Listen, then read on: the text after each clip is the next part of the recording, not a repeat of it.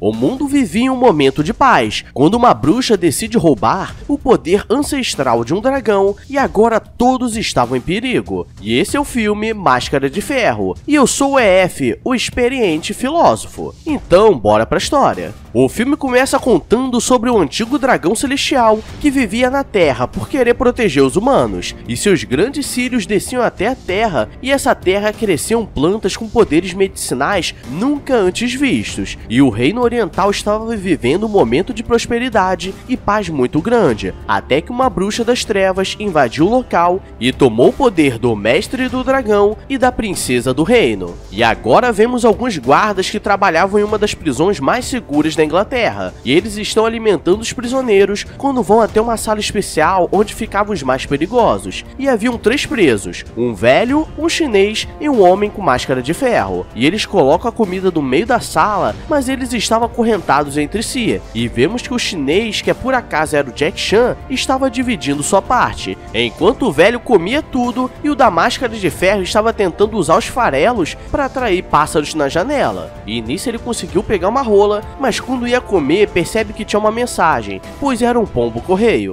Ele não consegue decifrar o que estava escrito, e o chinês diz que era uma mensagem criptografada e que precisava ver através de um espelho, e começa a contar a história de um cientista que estava apaixonado por uma mulher da alta sociedade, e pelo fato dele ser cientista, eles não poderiam viver juntos, e precisou fugir para não ser preso, e nessa fuga ele começou a viajar pelo mundo e começou a fazer mapas por todos os lugares que passava, e dessa forma começou a conhecer muitas culturas e criaturas mitológicas nunca antes vistas. Ele diz que estava viajando pelo mundo quando decidiu passar na Rússia e falar com Czar Peter para conseguir fazer um mapa do território. E ele disse que foi enviado pela rainha da Inglaterra e chegando no local estava rolando uma festa e ele percebe que aquele não era o verdadeiro Czar, então os guardas o levam para a masmorra para que ele não fale besteira, e ele não sabia o que poderia acontecer a partir dali. Eles têm a ideia de aproveitar aquela carta e pombo correio para mandar uma mensagem de ajuda a quem receberia, pois eles estavam presos injustamente, pois estavam mexendo os pauzinhos, pois eles possuíam informações importantes, e vemos que tem uma mulher da alta classe que estava treinando tiro ao alvo quando a pomba aparece, e vemos que na verdade ela era aquela mulher que o cartógrafo chunchou a goiaba, e ele embonecou ela e teve um casal de filhos gêmeos. Ela pede ajuda a seu pai que tinha grande influência, e ele diz que não gostava da ideia, mas como ele era o pai dos netos dele, ele manda uma carta para a Rússia e pede alguns favores para conseguir entrar na prisão, para saber quem escreveu a outra parte da carta. E Jonathan está sendo solto, mas antes ele pede um ajudante na volta para casa e pede para soltar o garoto chinês que estava sendo chicoteado, e o garoto diz que agora estava devendo a vida a ele, mas vemos que tem algo de errado, pois alguns caras estão tramando para que quando ele saísse da cidade fosse falecido, pois ele sabia que o czar russo na verdade era produzido na China, pois é tipo o czar. Eles estão atravessando a floresta cheio de neve quando aparecem alguns contrabandistas enviados pelo falso czar, e eles tentam lutar e aparece um monstro voador e vemos que na verdade que esse chinês é porradeiro, pois ele começa a usar o Kung Fu nervoso e acaba com todos os bandidos, e Jonathan ainda acha que foi ele que fez isso tudo e agora ele poderia seguir viagem, mas ele não entende porque o jovem chinês não quer ir dentro da carruagem. Vemos que a senhora Joana vai até a prisão para entender o que estava acontecendo, e quando ela vai falar com o diretor, ela vê que ele estava lutando com os prisioneiros, pois uma vez por mês ele desafia alguns deles a lutar, e quem conseguir subir as escadas da arena estaria livre. E ele luta com 3 chineses que parecem gêmeos, mas como só um deles conseguiria fugir, ele decide voltar para ficar com os irmãos. E Hulk, que era o diretor, que por acaso se parece com Arnold Schwarzenegger, diz que eles tinham honra e poderiam ir embora. Joana diz que estava procurando um prisioneiro russo e ele começa a falar que tinha várias peças raras, como a espada do rei Arthur. Ele diz que tinha um prisioneiro russo que era um espião, e ele a leva até a sala, mas diz para tomar cuidado, pois eles eram muito perigosos. Joana começa a dizer que Jonathan estava em perigo e precisava que ele recuperasse o trono da Rússia, e ela diz que ele estava com um garoto chinês e diz que o nome era Sheng Leng, e nisso o mestre reconhece e diz que era sua filha, e Joana começa a pensar que ele deveria estar colocando o biscoito para molhar, e antes de sair eles pedem para ela manter as portas abertas. E aqui começa uma fuga muito louca, pois os dois conseguem sair da cela, mas ainda estavam presos pelas correntes. E o diretor diz que em 500 anos ninguém nunca escapou. E eles começam a fugir e a lutar enquanto Joanna vai fazendo distração e fingindo que era moça indefesa. Antes de sair, o mestre chinês precisa encontrar o amuleto do dragão, pois era a única forma de acabar com aquela bruxa e conseguir controlar o dragão. Mas o diretor aparece e começa mais uma lutaria nervosa, e eles conseguem quebrar as correntes, mas apenas o Máscara de Ferro consegue fugir. E enquanto está acontecendo uma fuga alucinante pela cidade, o mestre chinês está lutando de igual com o diretor. E ele estava usando várias artes marciais milenares, e quando ele vai pegar algumas peças do diretor, ele diz que eram peças raras, mas a verdade é que ele conseguiu com perigo, e caiu no golpe, pois ele estava usando um cinzeiro, achando que era o capacete de Gengis Khan, e no final ele é capturado novamente. O Máscara de Ferro, que era o verdadeiro czar russo, vai pro porto e consegue se infiltrar em um barco que estava indo para a China, e Joanna precisava se infiltrar, então ela finge que estava trabalhando de prima na rua e consegue mandar um golpe em um dos tripulantes do navio. E não consigo entender como nesses filmes eles não percebem que é uma mulher vestida de homem, e ainda bem que não conseguem, senão daria uma treta nervosa. Durante a viagem, Jonathan está registrando tudo em cartas e mapas, pois serviria para alguma coisa que até hoje eu não sei, até porque eu uso o Google Maps. E o Máscara de Ferro está no barco quando causa um problema com o capitão e é preso, e eles percebem que havia uma mulher no local, pois encontraram roupas penduradas em um varal improvisado. E galera, na boa, quer garotear, garoteia, mas dessa forma aí,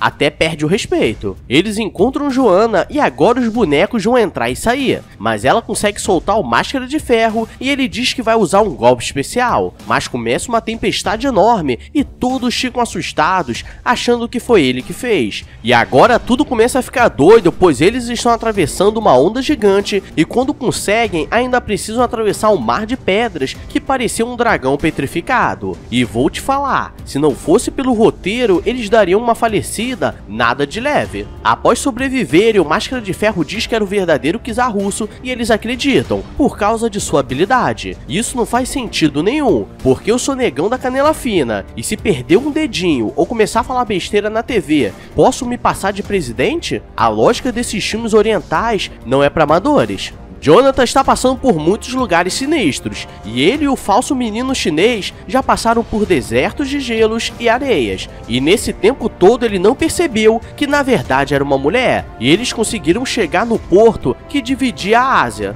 E nisso eles poderiam pedir ajuda e voltar para a Inglaterra, mas o menino chinês diz que tinha algo de errado, pois os soldados estavam atacando os moradores que trabalhavam na plantação de chá medicinal. E quando Jonathan vai descansar para a próxima viagem, Sheng Lang, que era a verdadeira princesa do local, vai embora para salvar seu povo. Vemos que ela é habilidosa e consegue invadir a muralha da China sem ser vista, mas percebemos que o povo estava passando muito sufoco, pois a bruxa não estava cuidando bem do dragão e começou a nascer muita folha de chá na região, mas acabou perdendo valor pela alta quantidade e porque já não tinha tanto poder de cura. E além disso, ela ainda mandava vários soldados cobrar vários impostos da população, e quem fosse contra viraria exemplo como sacrifício para o dragão. Aparece um baixinho muito abusado e ele estava sendo escoltado por grandes soldados de ferro, que aparentemente tinham poderes, e todos ficavam com medo, e quando eles vão levar um velho que não tem dinheiro, todos começam a lutar na loucuragem. Mas agora vemos porque o povo não podia fazer nada, pois um desses guardas de ferros conseguia manipular a eletricidade, a lei do magnetismo, e outro conseguia manipular o som, e os moradores são atordoados. A princesa consegue pegar o baixinho Mequetrefe que cobrava impostos, e ele mete o caô que estava feliz em vê-la, mas na primeira oportunidade mete o pé do local, e vai levar o ouro arrecadado para a bruxa, e ele é o verdadeiro puxa-saco. E ele diz que viu a verdadeira princesa na província, e diz que ela poderia causar problemas. Jonathan acorda e percebe que sua carruagem estava sendo carregada por alguns soldados, e ele é carregado até a princesa feita na China, e a bruxa usava uma máscara que conseguia simular o rosto de qualquer pessoa por um tempo. E Jonathan diz que era um cartógrafo e que queria voltar para a Inglaterra, e como pagamento ele poderia fazer um mapa da região, além de fazer alguns os mapas de todos os lugares que passou. A princesa Made in China diz que antes ele precisava ver o que acontecia na cidade, e eles vão até um local de ritual e aquele velho estava pendurado com a neta e ele serviria de exemplo. Então, com o falso amuleto do dragão, ela consegue fazer o dragão aparecer e dar uma falecida de leve no velho. E Jonathan fica assustado e ele recebe uma carta daquele bicho voador dizendo que na verdade aquela princesa era uma bruxa e que ele precisaria tomar cuidado. Sheng Leng percebe que seu povo estava passando por situações terríveis e ela precisava fazer alguma coisa, e na prisão o mestre chinês estava treinando para o grande momento. E vemos que Peter, o czar, chegou na província e como ele estava com o amuleto do dragão, ele começa a mostrar para todos os moradores para saber com quem falar. E enquanto isso, o pessoal está tentando vender alguns escorpiões e morcegos no palito. E nem preciso falar que 2000 anos depois, estamos nos ferrando com isso. Jonathan está fazendo o mapa do castelo quando consegue distrair um guarda e começa a olhar escondido e percebe que na verdade aqueles soldados não eram mágicos, mas sim eram tecnologias que usavam para manipular o dragão e assustar o povo. O problema é que ele acaba sendo pego e a bruxa começa a fazer aquele discurso de vilão da sessão da tarde e começa a mostrar como tudo funcionava. Peter e Joanna encontram com Sheng Leng, a verdadeira princesa, e ela está tentando entender como eles conseguiram aquele amuleto, e Joanna estava quase dando 37 facadas de leve nela, pois ela sabe que ela viajou com o marido e já acha que botou o boneco para entrar e sair. Ela os leva aonde o povo estava escondido, quando ele diz que conheceu o grande mestre e que aprendeu vários golpes, e ele começa a imitar o Dragon Ball do Paraguai, e ele entrega o amuleto à princesa, e o bicho voador traz o mapa que Jonathan fez antes de ser preso. Aqueles 3 irmãos chineses que estavam presos, na verdade era da elite do reino, e eles estavam rodando o mundo atrás da princesa, e voltaram assim que descobriram que ela estava salva. Mas aquela não era a princesa, e a bruxa diz para 2 buscarem o amuleto que estava na vila, e um para ficar de guarda. O problema é que na vila eles encontram a verdadeira princesa, e agora eles começam a planejar como derrotar a bruxa e libertar o reino. E galera, aqui vemos porque os chineses são brabos, pois um russo começa a mostrar como lutar e entra um chinês falsificando a luta deles, colocando movimentos a mais para não perder nos direitos autorais. E hoje eles são os maiores produtores de smartphones do mundo, e foi assim que nasceu a Xiaomi.